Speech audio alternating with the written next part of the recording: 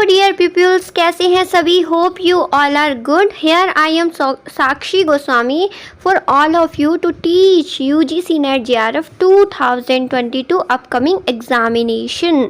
जो भी students preparation कर रहे हैं यूजीसी नेट जेआरएफ 2022 के लिए, उनके लिए डेली मैं लेके आती हूँ 3 बजे फिलर फॉर्म यूट्यूब प्लेटफॉर्म पे बिल्कुल फ्री ऑफ कॉस्ट आपके लिए पेपर टू कॉमर्स की क्लासेस। ठीक है स्टूडेंट्स, तो जो भी प्रिपरेशन करना चाहते हैं पेपर टू कॉमर्स के रिगार्डिंग, वो इस प्लेटफॉर्म के साथ जुड़ सकते हैं और मेरे साथ डेली 3 बजे स्टडीज़ कर सकते हैं और अपनी प्रिपरेशन को और ज़्यादा स्ट्रांगफुली कर सकते हैं। ठीक है, जो स्टूडेंट्स नए हैं उनको मैं ज़रा थोड़ा सा बता देती हूँ कि अभी तक हमारी हो चुकी है 83 क्लासेस। ठीक है, जिनमें से 75 क्लासेस में हमने कवर अप किया है यूनिट नंबर 1 को, यूनिट नंबर 3 को और यूनिट नंबर 4 को, जो कि हैं बिजनेस इकोनॉमिक्स, बिजनेस फाइनेंस और इंटरनेशनल बिजनेस। ठीक है, तो अगर अभी तक आपने वो लेक्चर्स नहीं लगाए हैं तो प्ले लिस्ट पे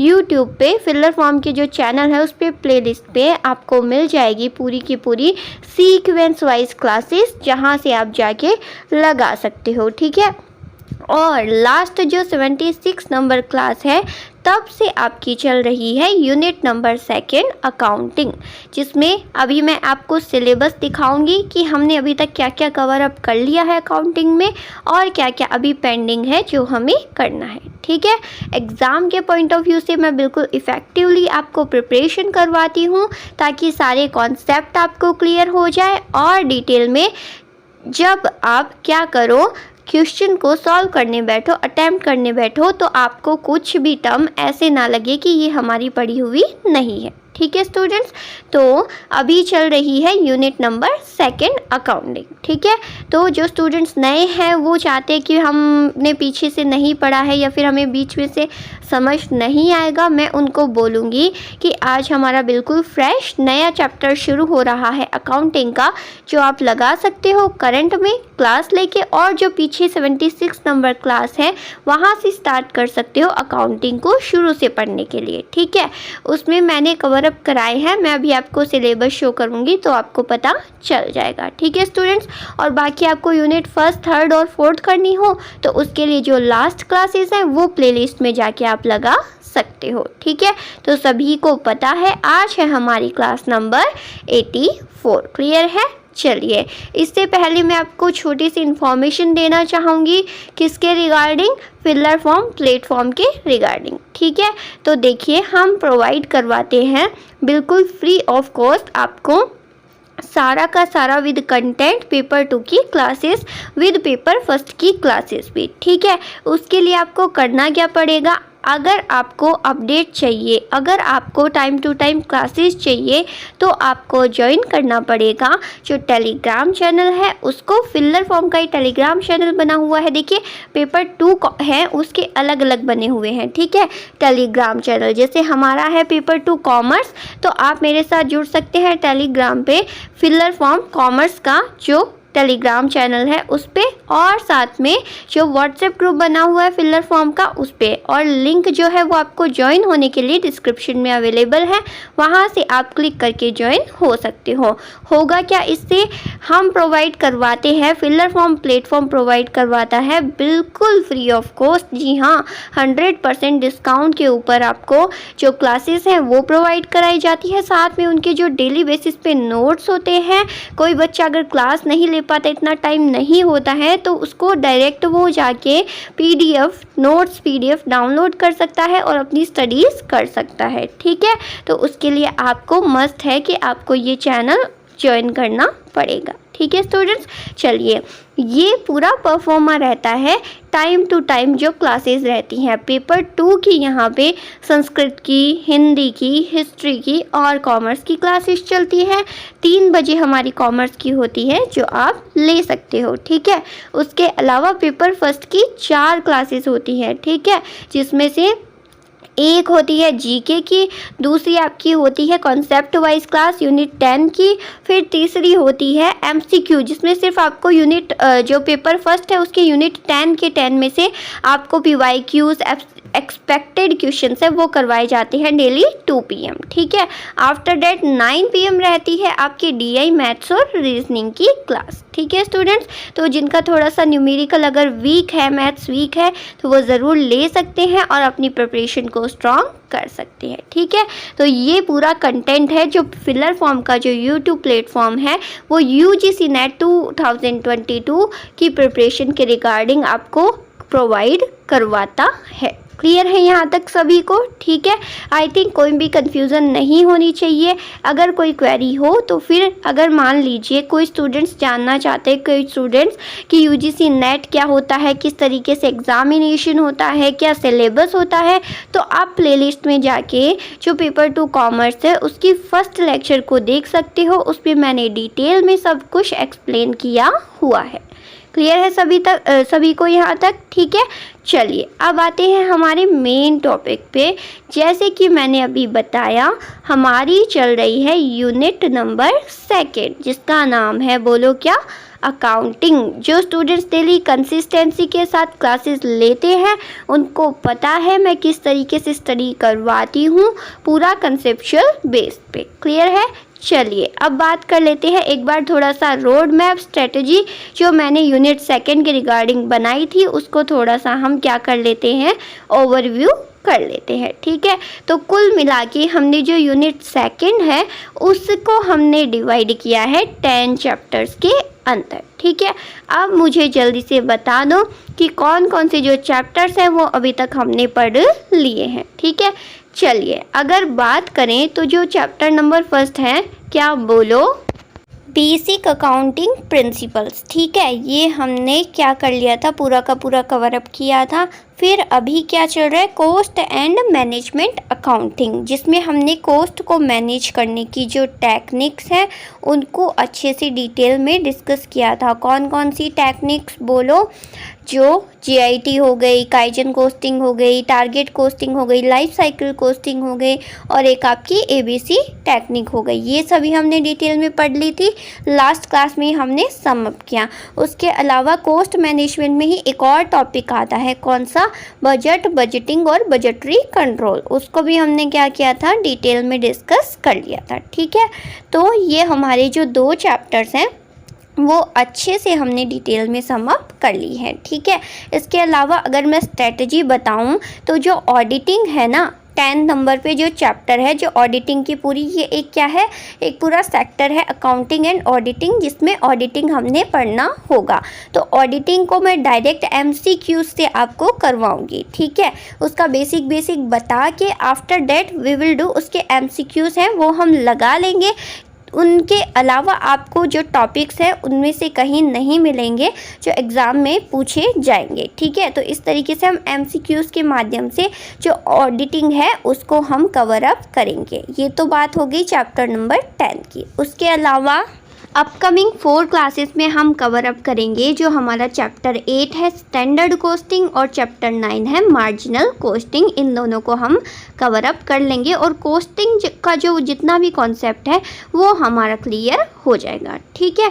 आफ्टर दैट ये जो छोटी छोटी टर्म्स हैं अकाउंटिंग की, जैसे इन्फ्लेशन अकाउंटिंग हो गया, ह्यूमन रिसोर्स अकाउंटिंग हो गया, इनको हम देखेंगे, कवर अप करेंगे, ठीक है। अब बात करें अगर introduction to Indian accounting standards की, तो इसके जो नोट्स हैं, क्योंकि इसमें ना देखिए समझने वाली कोई चीज़ नहीं है, आपको डायरेक्ट क्रैम करना पड़ेगा कि कौन से स्टैंडर्ड में क्या बोला गया है। ये रूल्स हैं जो फॉलो करने होते हैं हर एक कंपनी को, हर एक जो अकाउंटिंग फॉलो करते हैं अकाउंटिंग कॉन्सेप्ट्स को, उनको ये जो स्टैंडर्ड्स हैं इनको भी फॉलो करना होता है। तो इसकी जो लिस्ट है, इसकी जो भी नोट्स हैं वो मैं आपको टेलीग्राम पे प्रोवाइड करवा दूँगी और साथ में वेबसाइट के ऊपर भी अपलोड करवा दिए जाएंगे। तो डायरेक्ट वहाँ से आप उनको अपलोड करके क्या कर लेना, उनको याद कर लेना। मैंने बताया था कि कुल मिला के 40 आपके स्टैंडर्ड्स होंगे, ठीक है, जिसमें से एक दिन में अगर आप 8 करोगे तो आपके 5 डेज समथिंग में हो जाएंगे, ठीक है, या फिर 5 करो तो एक हफ्ते 8 डेज में आपके हो जाएंगे याद आपके, ठीक है। तो इस तरीके से ये वाला टॉपिक है, ये कवर करना है, ओके।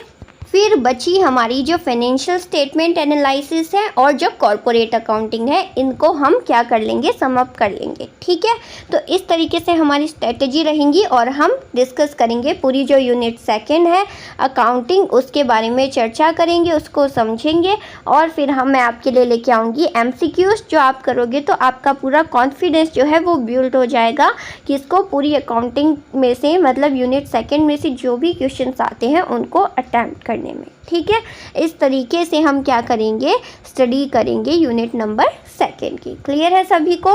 तो अभी मैंने बोला 4 जो क्लासेस हैं उनमें हम स्टैंडर्ड कॉस्टिंग और मार्जिनल कॉस्टिंग को कवर अप करने वाले हैं। ठीक है, तो आज की क्लास में जो हम चैप्टर शुरू कर रहे हैं उसका नाम क्या होगा, फिर बोलो ma'am? This is standard costing. Clear है सभी को? प्रमाप लागत, इसको आज की क्लास में हम कवर अप करने वाले हैं।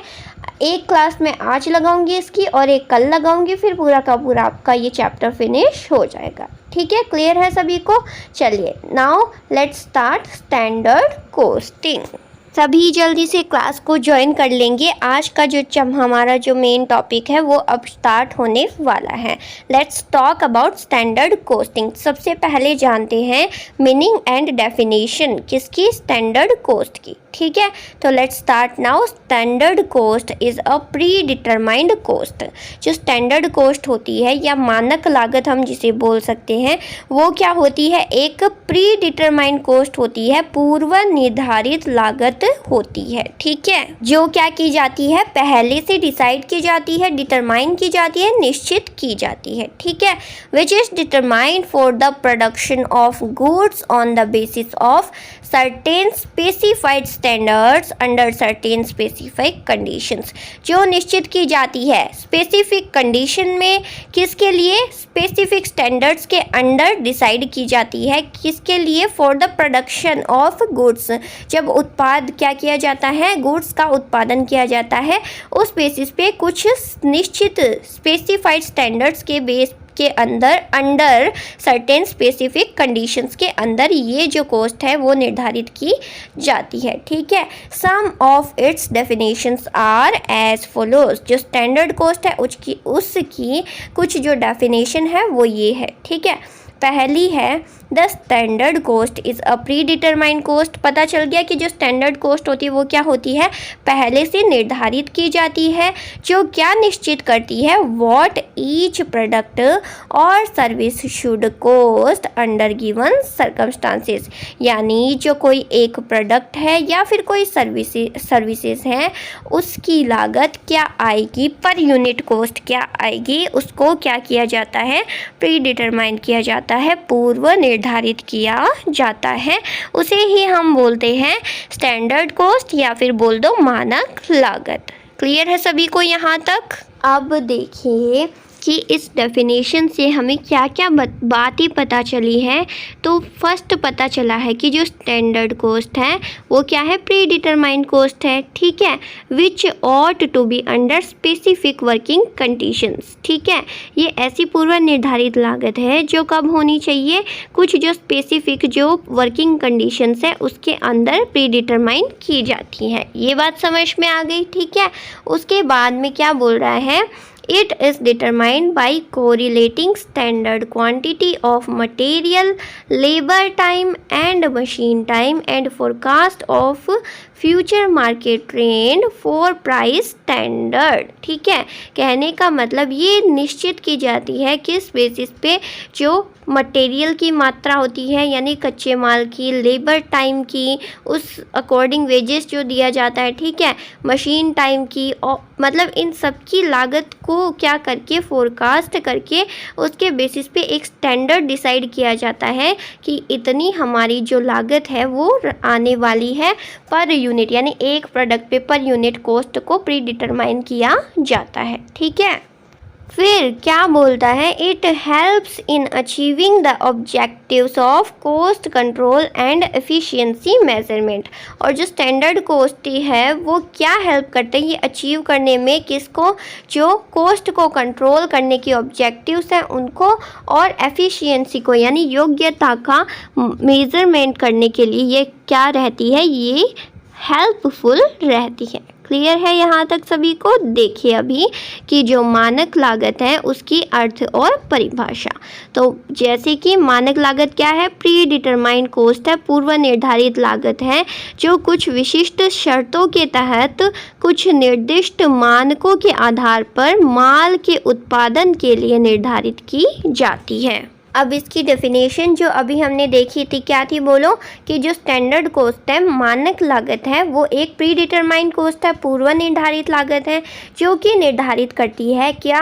प्रत्येक उत्पाद की या सेवा की, उत्पाद समझ के गुड की, ठीक है, या फिर सर्विस की दी गई परिस्थितियों में, सिचुएशन में क्या कॉस्ट होनी चाहिए, क्या लागत होनी चाहिए, उसे ही हम बोलेंगे मानक लागत। ठीक है, अब इस परिभाषा के आधार पर हमने ये देखा संक्षेप में कि जो मानक लागत है वो एक पूर्व निर्धारित लागत होती है, ठीक है, जो विशिष्ट काम काजी परिस्थितियों में होनी चाहिए। मतलब कोई क्या हो रहा है, कुछ ना कुछ वर्क हो रहा है, ठीक है, उस परिस्थिति में जो कॉस्ट आती है, जो क्या की जाती है, जब प्री डिटरमाइन की जाती है तो वो क्या होती है? मानक लागत होती है। क्लियर है?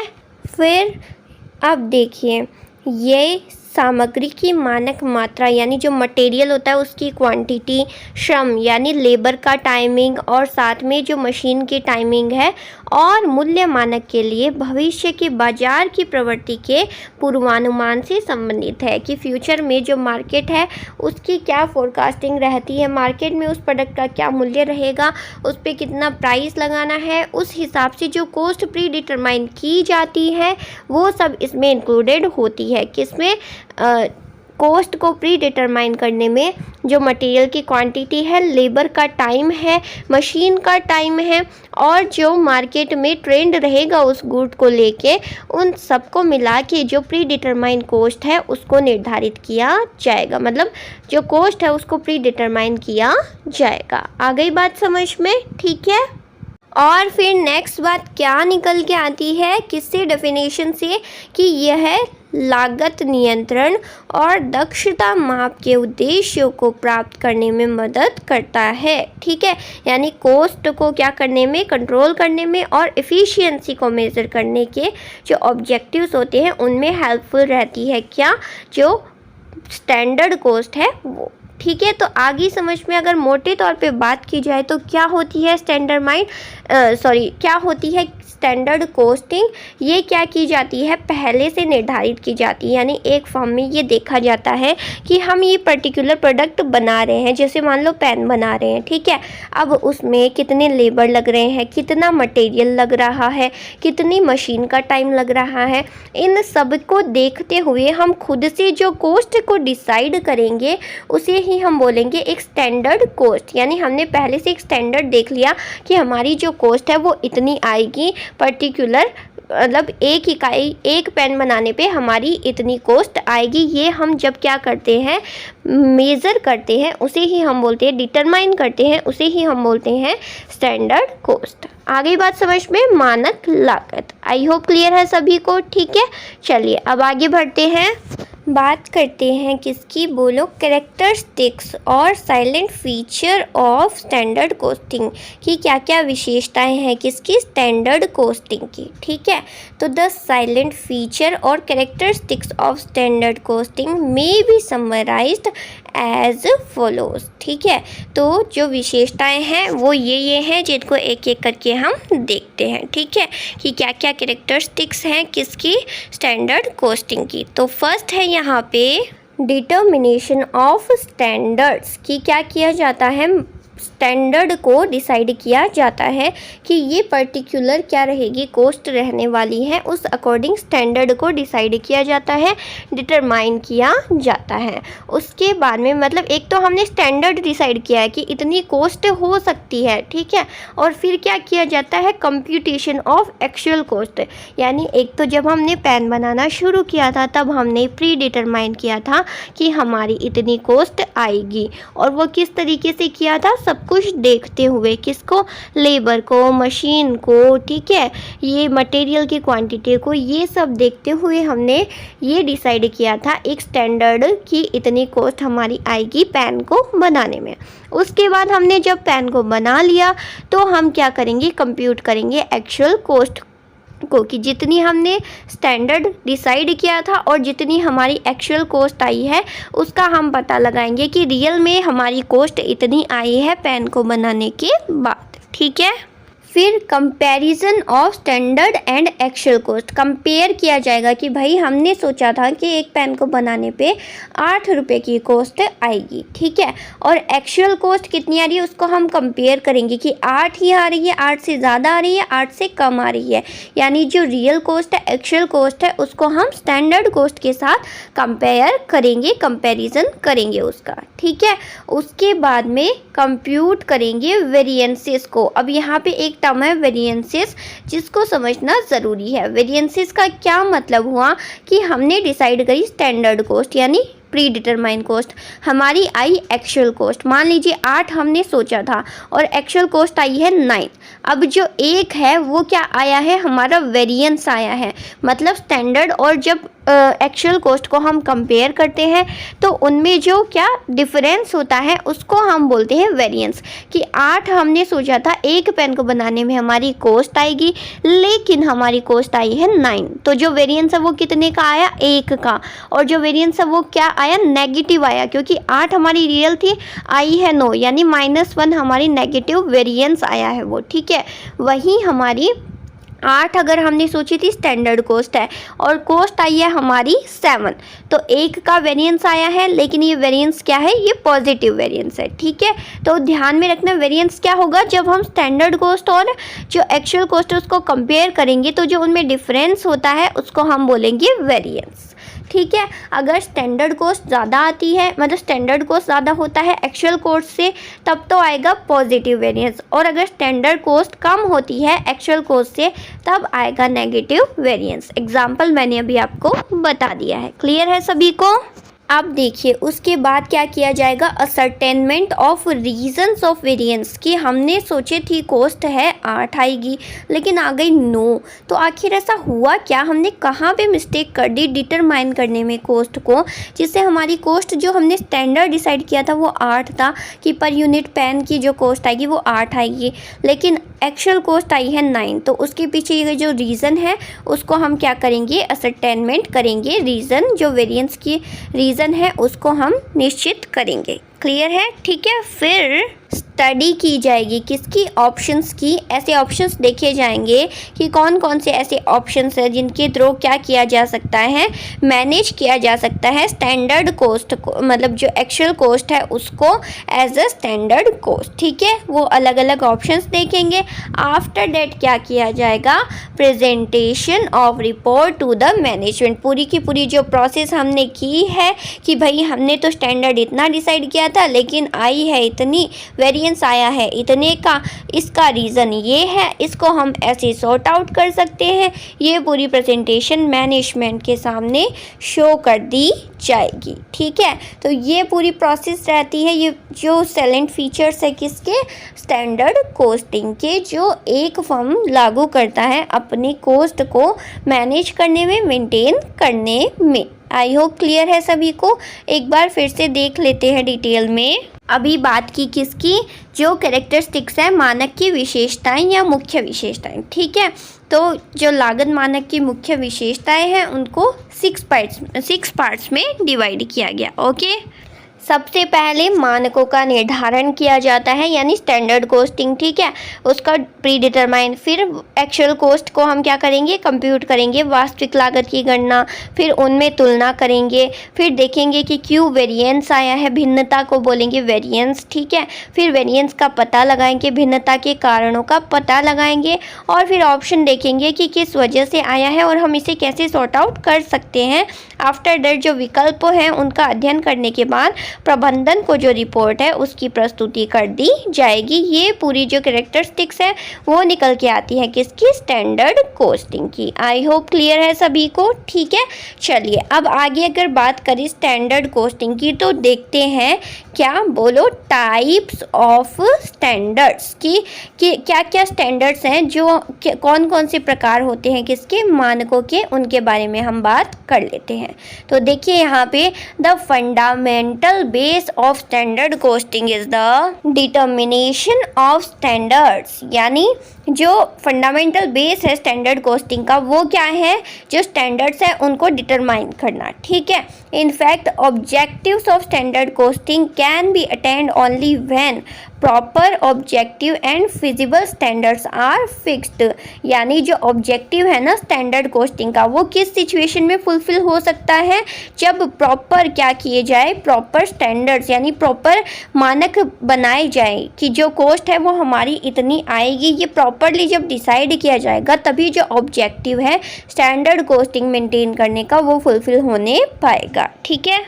The standards can be classified into 2 broad categories, मतलब जो स्टैंडर्ड्स हैं उनको 2 कैटेगरीज में डिवाइड किया गया है। कौन कौन सी?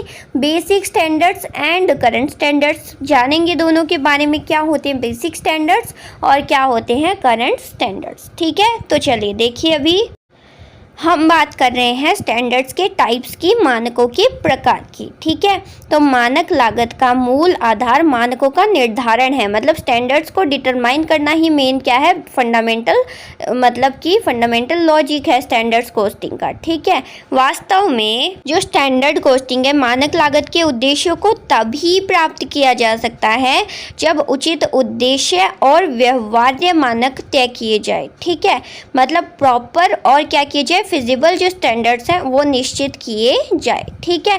मानकों को 2 व्यापक श्रेणियों में क्या किया गया है, डिवाइड किया गया है। एक तो बेसिक स्टैंडर्ड्स यानी मूल मानक और एक करंट स्टैंडर्ड्स यानी वर्तमान मानक, ठीक है। तो चलिए दोनों के बारे में डिस्कस करते हैं। फर्स्ट ऑफ ऑल हम बात कर लेते हैं किसकी, बेसिक स्टैंडर्ड्स की। क्या होते हैं बेसिक स्टैंडर्ड्स, चलिए देखते हैं। बेसिक स्टैंडर्ड्स क्या होते हैं? बेसिक स्टैंडर्ड्स जो पास्ट के बेस पे क्या किए जाते हैं, एस्टैब्लिश किए जाते हैं, बनाए जाते हैं। मतलब जो हमने फाइनेंशियल ईयर टाइप्स होते हैं, ठीक है, आपको पता है फाइनेंशियल ईयर होता है पर्टिकुलर हर एक साल, ठीक है। तो पिछले साल जो हमने प्रोडक्शन किया था उसकी हमने क्या कॉस्ट एस्टिमेट करी थी, क्या स्टैंडर्ड कॉस्ट बनाई थी, उसी बेसिस पे प्रीवियस ईयर के बेसिस पे जब हम करंट ईयर में क्या करते हैं, अपनी कॉस्ट को क्या करते हैं, अपनी कॉस्ट का स्टैंडर्ड सेट करते हैं, उसे ही हम बोलेंगे बेसिक स्टैंडर्ड, ठीक है। चलिए देखिए, अभी कॉस्ट इसको इन हम स्टैटिक या फिर फिक्स्ड स्टैंडर्ड्स भी बोल सकते हैं, ठीक है। Tool These standards are based on the and data controlling of the cost some due to base continuous year change and in are determined techniques, as a prices base for and a business long conditions। period। कहने का यानी मतलब वही बात ये है जो standards कि है ना, कुछ ये base useful year हो जो होता है ना, सकते हैं यानी किसके previous लिए? year उस Study basis पे करते कुछ रहने के लिए जो decide trend किया चल जाता रहा है, है, determine किया manufacturing जाता है, cost ठीक है। आ रही है तो उसे long ही हम period बोलेंगे में। बेसिक लेकिन ये जो long period में मान लो अगर कोई क्या हो रहा है, अगर continuously change हो रहा है टेक्निक में, प्राइसेस में या फिर बिजनेस कंडीशंस में, तब ये जो टूल है वो क्या नहीं रहेगा, ये इफेक्टिव नहीं रहेगा। क्यों? क्योंकि बेसिक स्टैंडर्ड्स प्रीवियस ईयर के बेस पे बनाए जाएंगे। अब प्रीवियस ईयर में कोई और टेक्निक का यूज़ हो रहा था, कोई और प्राइसेस थे, कोई और कंडीशंस थी, तो अगर उसी के बेस पे हमने स्टैंडर्ड मेंटेन कर लिया, ठीक है, तो अब अगर करंट में कुछ और चल रहा है तो ये इफेक्टिवली हम जो क्या है वो मेजरमेंट नहीं कर पाएंगे, किसका, कॉस्ट का, ठीक है। Moreover, variances calculated on the basis of basic standards do not reflect the correct pictures। तो इस वजह से जो वेरिएंस आएंगे जो स्टैंडर्ड में और जो एक्चुअल कॉस्ट है उनके अंदर, वो बिल्कुल करेक्टली शो ऑफ नहीं हो पाएंगे, क्योंकि वेरिएंस का कारण क्यों आ रहा है ये हमें पता नहीं चल पाएगा, क्योंकि हमने क्या किया है लॉन्ग टर्म में प्रीवियस ईयर के अकॉर्डिंग अपने स्टैंडर्ड मेंटेन करे हैं, इस वजह से, ठीक है। तो बेसिकली आपको ये ध्यान रखना है, बेसिक स्टैंडर्ड्स मीन्स जो बेसिक जो डेटा है या फिर जो प्रीवियस ईयर के डेटा है उसी बेसिस पे आपने जब स्टैंडर्ड को मेंटेन किया है, स्टैंडर्ड कॉस्ट डिसाइड की है, उसे हम बोलेंगे बेसिक स्टैंडर्ड्स, ठीक है। ये पहला टाइप है किसका, स्टैंडर्ड्स का, ठीक है। चलिए देखिए, अभी बुनियादी मानक, ठीक है, इन्हें क्या बोल सकते हैं, प्रारंभिक, स्थिर या स्थिर मानक के रूप में भी जाना जाता है। ये जो स्टैंडर्ड्स हैं ये किसी आधार वर्ष के आंकड़ों पर आधारित होते हैं। मैंने बोला था बेसिक डेटा पे ये क्या होते हैं, ये आधारित होते हैं, ठीक है। और लंबी अवधि के लिए आधार के रूप में निर्धारित किए जाते हैं। ओके, हालांकि ये जो स्टैंडर्ड्स हैं वो लंबी अवधि में निर्माण लागत की प्रवृत्ति का अध्ययन करने में उपयोगी हो सकते हैं। ठीक है, लेकिन जो तकनीकों में, टेक्निक्स में, कीमतों में या फिर बिजनेस कंडीशंस में जो क्या होते हैं, चेंज होते हैं, परिवर्तन होते हैं, उनके कारण जो दक्षता को मापने और जो कॉस्ट है उसको कंट्रोल करने के लिए ये एक इफ़ेक्टिव टूल यानी प्रभावी उपकरण के रूप में काम नहीं कर सकते हैं। ठीक है, इसके अलावा जो बुनियादी मानक हैं वो जो वेरिएंसेस हैं उनकी भी गणना अच्छे से नहीं करने पाते हैं। ठीक है, तो अभी समझ में आ गया कि क्या होते हैं बेसिक स्टैंडर्ड्स। ये पहला टाइप है किसका, स्टैंडर्ड्स का, जो हमने अच्छे से समझ लिया है। ठीक है, चलिए अब नेक्स्ट बात करते हैं। इतना ध्यान में रखना कि बेसिक स्टैंडर्ड्स प्रीवियस ईयर्स के डेटा पे बेस होते हैं और इनका जो जब यूज़ किए जाते हैं तो इन इफ़ेक्टिव टूल्स नहीं हो पाता। क्यों? क्योंकि जो टेक्निक्स में, जो प्राइसेस में चेंजेस होते हैं उसकी वजह से ये कॉस्ट को कंट्रोल करने का इफ़ेक्टिव टूल नहीं बन पाता है। ठीक है, इतना ध्यान में रखना है। ओके, चलिए अब बात करते हैं नेक्स्ट टाइप की, जो कि है आपका कौन सा, बोलो, ये है करंट स्टैंडर्ड्स। ठीक है, बेसिक स्टैंडर्ड हमने देख लिया, अब बात करते हैं करंट स्टैंडर्ड। तो करंट स्टैंडर्ड कौन से होंगे? Current standards are established on the basis of current conditions, यानी ये हम स्टैंडर्ड बनाएंगे, एस्टैब्लिश करेंगे किस पे, जो वर्तमान सिचुएशंस रहेंगी, वर्तमान कंडीशंस रहेंगी उसके बेस पे, and are modified according to changing conditions, और जो कंडीशंस होंगी उनके अकॉर्डिंग इनको भी क्या किया जाएगा, मॉडिफाइड किया जाएगा, बदला जाने पाएगा। ठीक है, these standards may be of the following 3 types. तो करंट स्टैंडर्ड्स हैं उनको 3 टाइप्स में क्या किया गया है, क्लासिफाइड किया गया है। ठीक है, तो बात हो रही है वर्तमान मानक की, करंट स्टैंडर्ड की। ठीक है, तो वर्तमान मानकों को वर्तमान परिस्थितियों के आधार पर स्थापित किया जाता है और बदलती परिस्थितियों के अनुसार मॉडिफाई, संशोधित कर दिया जाता है। ठीक है, 3 टाइप्स है। सबसे पहले बात करेंगे किसकी, आइडल स्टैंडर्ड की। ठीक है, आदर्श मानक, आइडल स्टैंडर्ड क्या होता है। ओके, चलिए तो देखिए, ideal standard is based on working under the most favourable condition fixed on the high level of ये हो गया कि फेवरेबल है आइडल स्टैंडर्ड्स हैं वो किसके अंदर जो मोस्ट फेवरेबल कंडीशन पोजीशन है, जो मैनेजमेंट है, प्रबंधन जो हो रहा है उसकी जो बेस पे वो स्टैंडर्ड बनाए जाते हैं। ठीक है, this standard is assumed on the assumption that all conditions are जो कच्चा माल है इसमें उसकी जो कीमत रहेगी वो क्या रहेगी, कम से कम रहेगी, ऐसा असम्पशन लेके चलते हैं कि जितनी भी वो मिनिमम कंडीशन से सभी क्या है, the workers will do work most efficiently, और जो सारे लेबर्स हैं वो क्या कर रहे हैं, एफिशिएंटली अपना टास्क कर रहे हैं, and the overhead expenses will be minimum. जो ओवरहेड एक्सपेंसेस हैं वो भी क्या है, जो ओवरहेड एक्सपेंसेस हैं वो भी इनकर्ड हो रहे हैं on the basis of maximum efficiency, यानी ज़्यादा एफिशिएंसी के साथ जब वर्कर्स काम कर रहे हैं तो ओवरहेड एक्सपेंसेस यानी जो मशीन है वो भी कम चलानी पड़ेगी, जितने भी इनडायरेक्ट एक्सपेंसेस आएंगे वो आएंगे कम आएंगे। ठीक है, यानी आइडल से आप समझ सकते हो कि सारी जो सिचुएशंस है वो क्या है, अपने अंडर में है। उस परफॉर्मा को, उस अजम्पशन को लेके जब हम स्टैंडर्ड को मेंटेन करते हैं उसे ही हम बोलेंगे आइडल स्टैंडर्ड। करंट स्टैंडर्ड का पार्ट है ये पहला आइडल स्टैंडर्ड। ठीक है, आई बात समझ में। इसमें सारी सिचुएशन हमारे हक में होगी, मतलब हमारे साइड होगी, फर्म की साइड में होगी।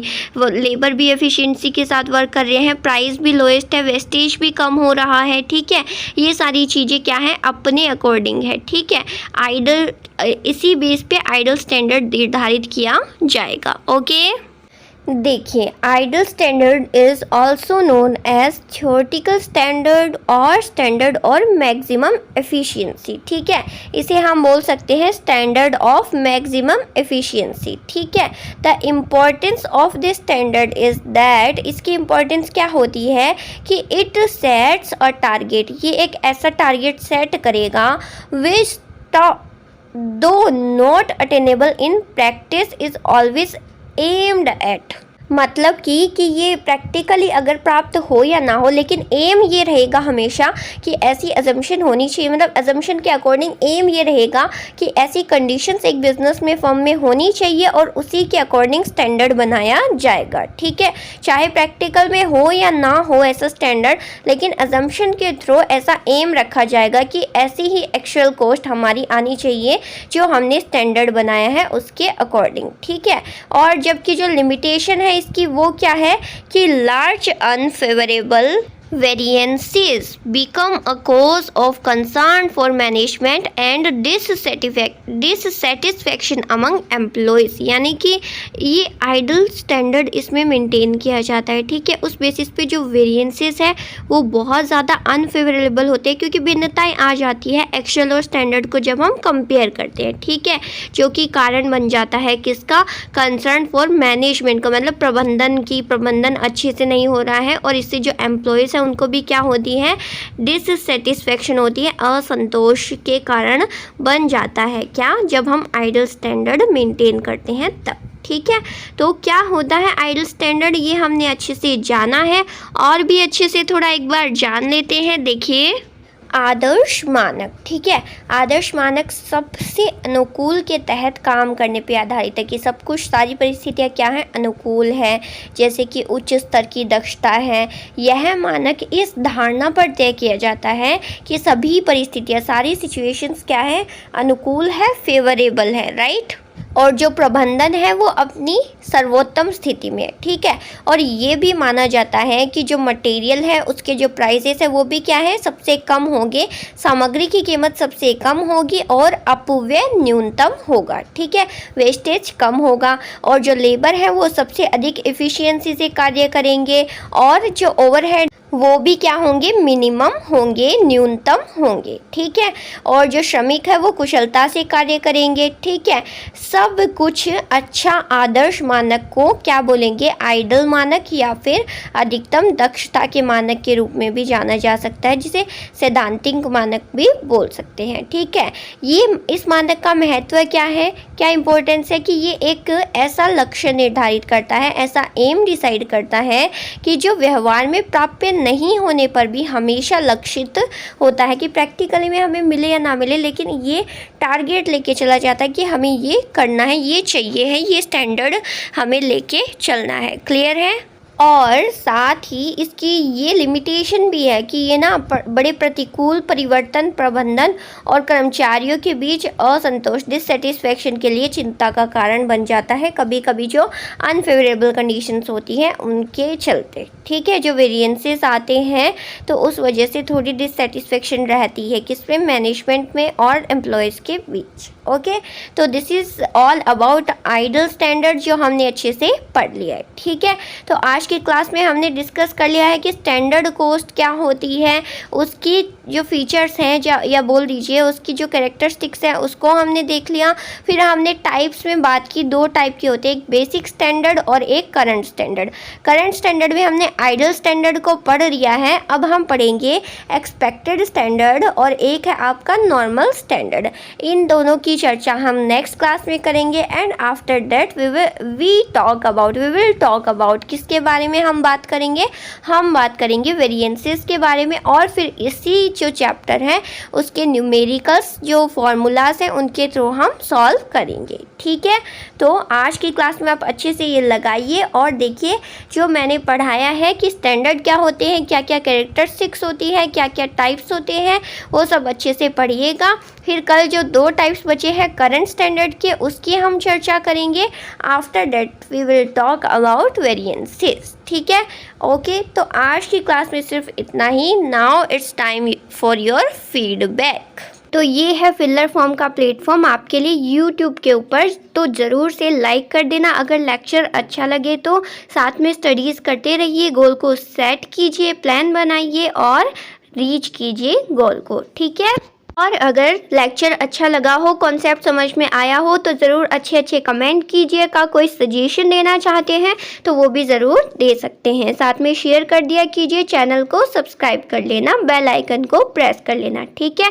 बाकी कोई भी इंफॉर्मेशन अपडेट क्वेरी हो तो ये वेबसाइट है www.ugcnet.com और ये सभी सोशल साइट है जहाँ पे आप क्या कर सकते हो, जहाँ से आप अप्रोच कर सकते हो। ये व्हाट्सएप नंबर भी यहाँ पे मेंशन्ड है। ओके स्टूडेंट्स, और साथ में मैं बता दूं कि अगर आपको कोई सिलेबस या फिर कॉन्सेप्ट से रिलेटेड कोई डाउट हो तो आप मुझे डायरेक्ट टेलीग्राम से भी पूछ सकते हो। मेरा टेलीग्राम चैनल है साक्षी गोस्वामी, जहां पे आप इंडिविजुअल भी मैसेज कर सकते हो और अपनी डाउट या कोई भी क्वेरी हो उसको रिजॉल्व करवा सकते हो। ओके स्टूडेंट्स, तो अच्छे से प्रिपरेशन करते रहिए। अभी हमारी यूनिट सेकंड चली रही है अकाउंटिंग, ठीक है। तो साथ साथ में जो सेल्फ स्टडी है वो भी करते रहिए। जो यूनिट हो चुकी है उनके प्रैक्टिस MCQs लगाइए, जो पेंडिंग है उनमें जो आपकी स्ट्रॉन्ग पॉइंट है उनको आप सेल्फ से कीजिए, बाकी मेरे साथ प्रिपरेशन करते रहिए। ओके, चलिए मिलते हैं फिर नेक्स्ट क्लास में। तब तक के लिए thank you so much. Keep preparing, bye,